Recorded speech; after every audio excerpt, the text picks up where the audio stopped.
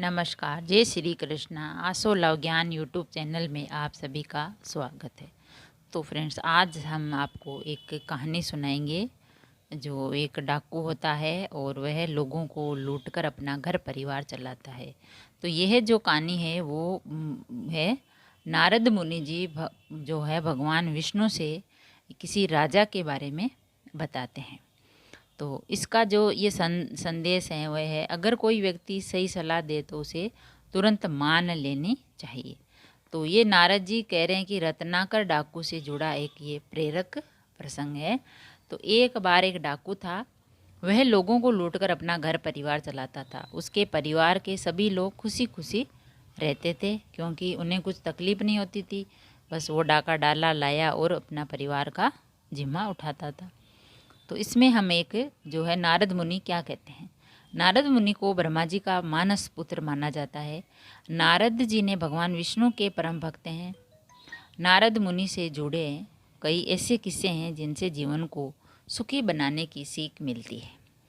तो नारद जी और रत्नाकर डाकू से जुड़ा एक प्रेरक प्रसंग है, जिसका संदेश ये है कि हमें अगर कोई व्यक्ति सही सलाह दे तो उसे तुरंत मान लेनी चाहिए, यानी हमें उस सलाह को मान लेना चाहिए। तो पुराने समय में रत्नाकर नाम का डाकू था। वह लोगों को लूटकर परिवार का पालन करता था, परिवार का लालन पालन चलाता था। रत्नाकर लूट में मिला सारा धन घर के लोगों पर खर्च कर देता। परिवार के सभी लोग बहुत खुश थे, खुशी खुशी रहते थे क्योंकि उनकी सारी ज़रूरतें पूरी हो जाती थी।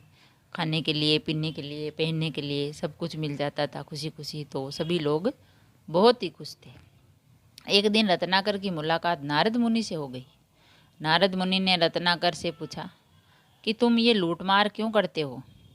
जब इसका दंड मिलेगा तो क्या तुम्हारे घर के लोग भी उस दंड को में हिस्सेदार रहेंगे या नहीं? कि तुम ये लूट मार को सा लूटा क्यों करते हो? अगर तुम्हें दंड मिलेगा तो क्या तुम्हारे जो सारे घर वाले हैं वो भी तुम्हें दंड में साथ देंगे?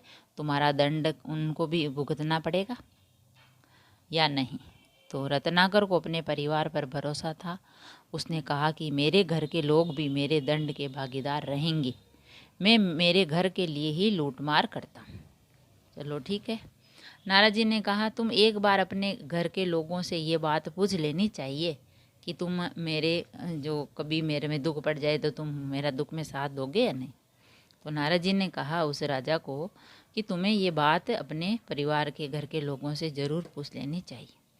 रत्नाकर नारद मुनि की बात मानकर अपने घर पहुंचा। सभी से पूछा कि क्या आप लोग मेरे दंड में मेरे साथ भागीदार बनेंगे? घर के किसी भी व्यक्ति ने रत्नाकर डाकू का साथ नहीं दिया। सभी ने कहा, परिवार का पालन करना तुम्हारी जिम्मेदारी है। तुम हमारा ध्यान भी रखते हो, लेकिन हम तुम्हारे दंड में भागीदार नहीं बनेंगे।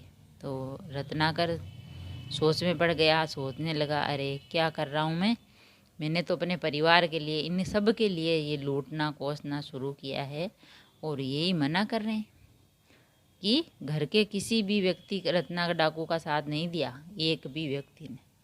परिवार के लोगों की ये बात सुनकर रत्नाकर को समझ आ गया कि किसी के लिए भी गलत काम नहीं करना चाहिए। गलत का बुरा फल ही मिलता है। इसके बाद रत्नाकर ने गलत करना छोड़ दिया। इस कथा से हमें ये संदेश मिलता है कि अगर कोई विद्वान व्यक्ति हमें कोई सलाह देता है तो उसे मान लेना चाहिए। विद्वान लोगों की सलाह मानने से हमारी कई समस्याएं ख़त्म हो जाती है।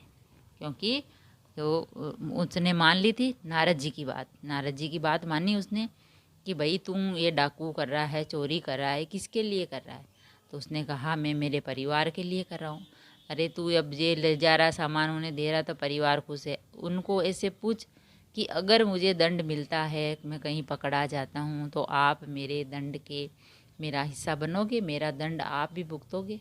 तो परिवार के लोग एक भी आगे नहीं आए, किसी ने भी हाँ नहीं भरी और सब पीछे हट गए कि हम तेरी तुम्हारी क्यों हिस्सा बनेंगे दंड का, हम भागीदार नहीं बनने वाले।